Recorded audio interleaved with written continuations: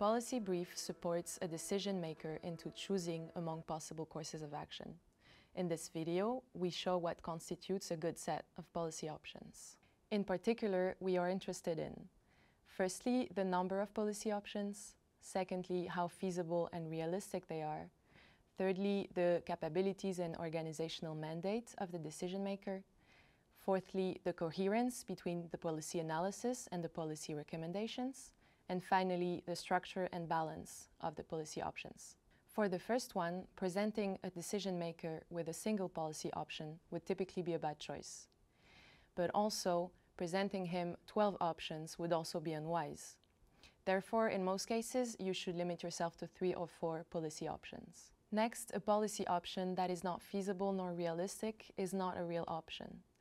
That can be for ethical reasons, for example, forced displacement of people from a protected area.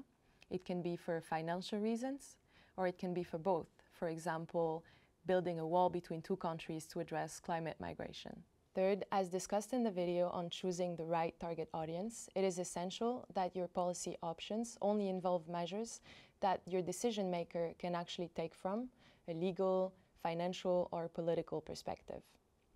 Therefore, a good knowledge of the decision maker's capabilities and resources is crucial to write your policy options. For instance, if you suggest regulatory measures to tackle water pollution, it is essential that you address to someone that has legislative power, as for example, a line ministry.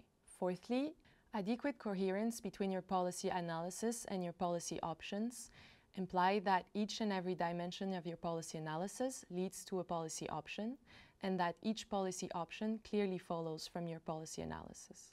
A final feature of a good set of policy options concerns their structure and their balance.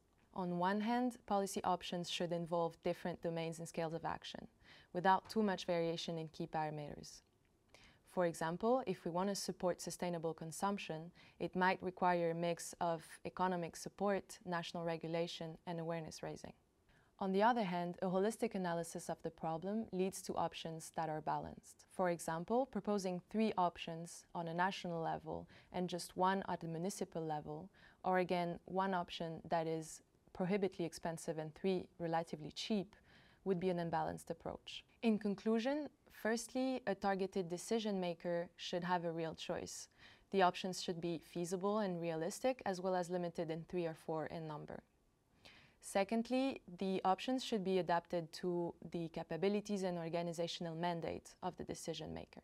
Thirdly, for a policy option to be credible and realistic, it should logically follow from your policy analysis.